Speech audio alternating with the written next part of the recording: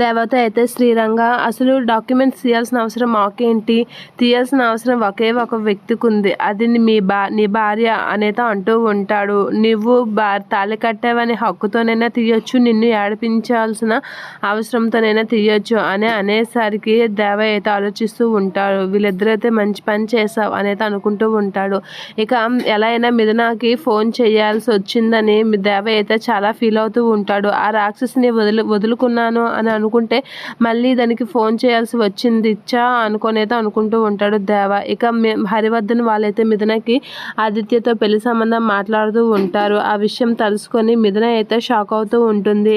నేను మీకు ఆదిత్యతో పెళ్లి చేయాలనుకుంటున్నాను అనేది అంటూ ఉంటాడు హరివర్ధన్. ఆ మాటలు విన్న మిథున అయితే షాక్ అవుతూ ఉంటుంది. వాళ్ళకి ఏం సమాధానం చెప్పాలో తెలియక అలా నిలబడి ఉంటుంది. అదే టైంలో దేవ అయితే మిథునకి ఫోన్ చేస్తూ ఉంటాడు.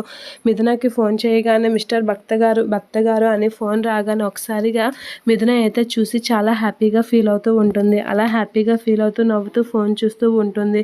ఇక వాళ్ళ నాన్న వాళ్ళందరూ అయితే ఆ ఫోన్ చూసి షాక్ అవుతూ ఉంటారు. ఇప్పుడు ఫోన్ రావడం ఏంటి, మిథున ఎందుకు అంత ఆనందంగా ఉంది, అక్కడి నుంచి ఫోన్ వస్తే అనేది అంటూ ఉంటారు. ఇక మిథున అయితే ఆ ఫోన్ చూసి చాలా హ్యాపీగా ఫీల్ అవుతూ అక్కడి నుంచి అయితే వెళ్ళిపోతూ ఉంటుంది. అమ్మ మిథున అని హరివర్ధన్ ఎంత పిలిచినా సరే ఆగండి డాడీ ఒక్క నిమిషం అని చెప్పేసి మిథున అయితే అక్కడి నుంచి వెళ్ళిపోతూ ఉంటుంది. ఇక దేవతో ఫోన్ మాట్లాడడానికి వెళ్ళిపోయేసరికి అందరూ ఒకసారిగా షాక్ అవుతూ ఉంటారు. ఎంత చెప్పినా హరివర్ధన్ పిలిచినా మిథున పట్టించుకోకుండా వెళ్ళిపోవడంతో చాలా షాక్ అవుతూ ఉంటారు. ఇక మిథున అయితే చాలా హ్యాపీగా పరిగెడుతూ ఇల్లు మొత్తం తిరిగేస్తూ ఉంటుంది ఫోన్ పట్టుకొని.